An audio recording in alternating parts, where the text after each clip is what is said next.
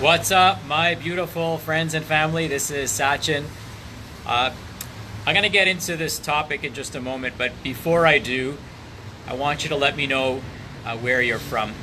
So just go ahead and type in if you're watching this live or if you're watching this after the fact. It's always very interesting to me to know where people are tuning in. So go ahead and type in where you're from. So what I'm going to do is I'm going to tell you exactly why I never pray for a cure for disease. Now, I want you to watch this entire video because this could be a very sensitive topic to some of you. And if you watch this entire video, I think you'll actually agree with me that you will never pray for a cure either. So a couple things that you have to know to pre-frame this conversation is we have to understand the importance of language. So if you understand the importance of language, you're going to understand the importance of the message that I have for you. So in my opinion, the English language is purposely semantically sabotaging, which means that we might say things and we might think they have a certain meaning, but they actually have the opposite meaning or a different meaning than what we would like them to have, and therefore they produce a different result for us. So the word, for example, incredible means the opposite of credible. The word unbelievable means the opposite of believable. So you have to choose your words very carefully. So now let's look at the word cure. If you look at the word cure, you might think, because of your conditioning and beliefs and values, that the word cure means that something's going to heal inside your body. But here's the thing. The word cure in a different context, if you were hardening an epoxy, so if you were mixing two chemicals together that harden when they mix together, or if you're waiting for concrete to cure, cure actually also means a hardening. So if I want to cure somebody's cancer, is that what I really want? Do I really want to harden that tumor, or do I want to dissolve that cancer? Those are two different things, okay? So when somebody says we're trying to find a way to cure cancer, what that actually means is we're trying to find a way to harden cancer. So choose your words extremely, extremely carefully. Words matter. Now, some of you might be saying that, oh, you're nitpicking, that's not a big deal. Well, guess what? You're not awake yet. So it's time for you to wake up and understand what words mean, what language means. The word sees, for example, same exact vibration, same number of syllables, same word phonetically, but four different meanings. The word buy means buy, the word means buy purchase, and the buy means, buy, like somebody who published a book.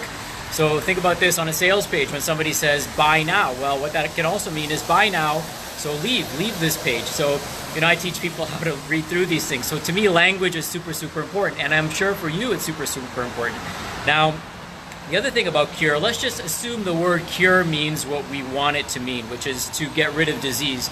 Well, in order for you to benefit from a cure for diabetes, you have to have diabetes. In order for you to benefit from a cure for pancreatic cancer, you have to have pancreatic cancer, which means that you had to live the life that predisposes you to developing that disease, which means you never lived the fullest life that you could have possibly lived. Or you lived a life of ignorance, which means, well, we don't know what caused this. Well, guess what? If you dissect it, yes, you do. If I were to come up with a disease, for example, do you think I live a perfect life? Like, look at this world around me. It's not perfect, but I'm not going to blame my body, right? I'm not going to try to assume my body did something wrong and try to poison it back to health with a cure.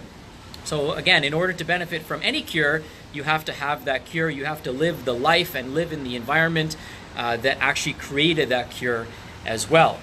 Okay?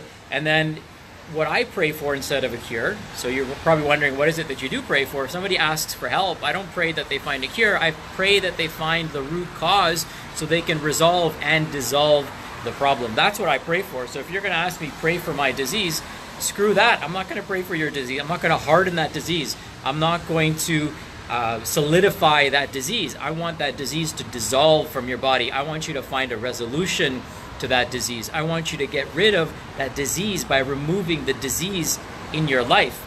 And that's really what I pray for. And I hope that that's what you pray for. Okay?